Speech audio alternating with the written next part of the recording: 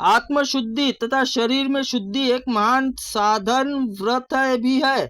शास्त्रोक्त में नियम में व्रत कहते हैं। इंद्रिय संयम और मनो निग्रह आदि विशेष नियम व्रत के ही अंग है। व्रत करने वाले किंचित कष्ट सहन करना पड़ता है। इसके अतः तब भी कहते हैं क्षमा, सत्य, दया, दान, शौच, इंद्रिय संयम, देव पूजा, अग्निहोत्र, संतोष, चोरी का अभाव, ये सब 10 नियम है। सामान्य तो संपूर्ण व्रतों में आवश्यक माने गए हैं। भगवान अग्निदेव महर्षि वशिष्ठ के तिथि, वार और नक्षत्र, दिवस, मास, ऋतु और वर्ष, संक्रांति आदि अवसर पर होने वाले स्त्री पुरुष संबंधी व्रत बताए गए हैं, जिनमें अत्यानिक्त कल्याण का संपादन होता है। ग्रहों और नक्षत्रों की स्थिति में मानव की सफलता असफलता को प्रभावित करती है तथा शुभ अशुभ विधान करती है। इसी कारण ज्योतिषीय शास्त्र में संक्षेप में भगवान अग्निदेव सुंदर उपदेश दिया है, जिसके शुभ अशुभ का निर्णय करने वाले विवेक की प्राप्ति हो सके।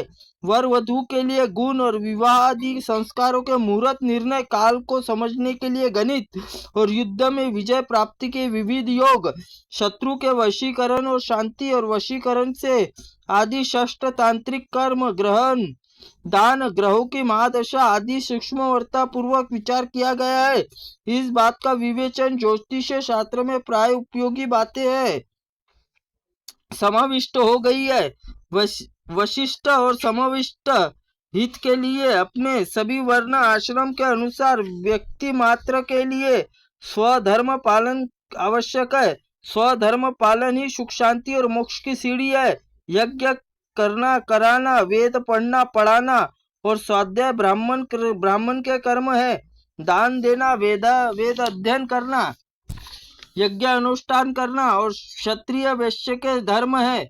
प्रजापालन, दुष्ट दमन और क्षत्रिय तथा कृषि, गोरक्षा, व्यापार वैश्य कर्म धर्म है। सेवा, शिल्प रचना शूद्र धर्म है। ब्रह्मचर्य आश्रम मानव के पवित्र जीवन प्रसाद के लिए नींव का पत्थर है।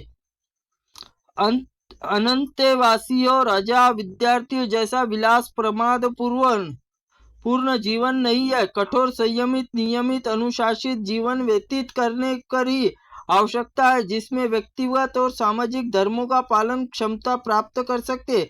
विवाह के उपरांत गृहस्थ आश्रम संपूर्ण दिनचर्या का उल्लेख करते हुए बताया गया है कि गृही नित्य देवाराधना, द्रव्य शुद्धि, शौचादि विचार शुद्ध आचरण द्वारा किस प्रकार आत्म कल्याण और समाज कल्याण संपादन करे।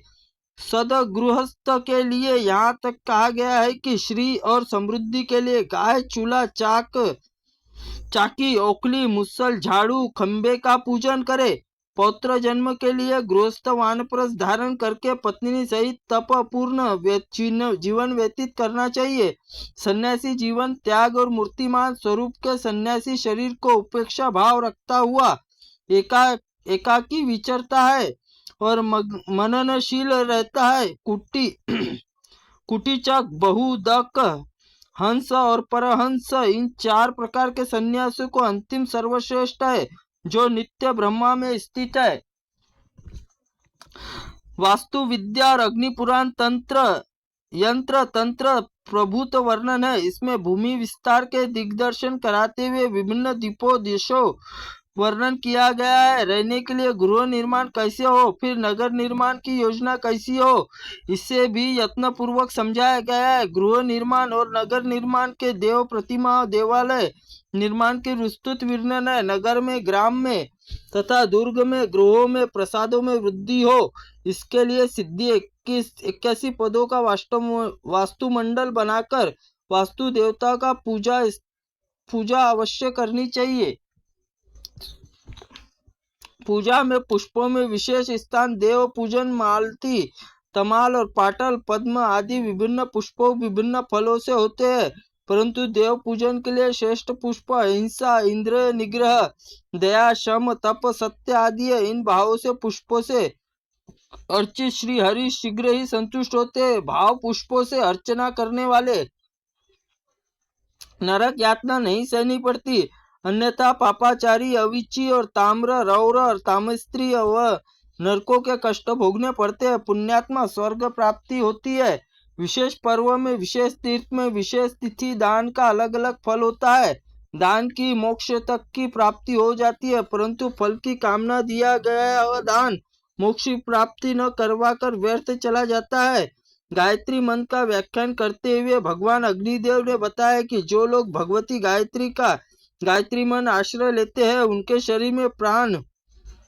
शरीर और प्राण दोनों की रक्षा होती है। राज्य सुख शांति बनाए रखने के लिए राजा को अपने धर्म की भली भांति पालन करना चाहिए। शत्रुसूदन, प्रजापालक, सुंडधारी, संयमी और रण कलाविद, न्यायप्रिय, दुर्ग रक्षित, नीति कुशल राजा अपने धर्म का पालन कर सकता है।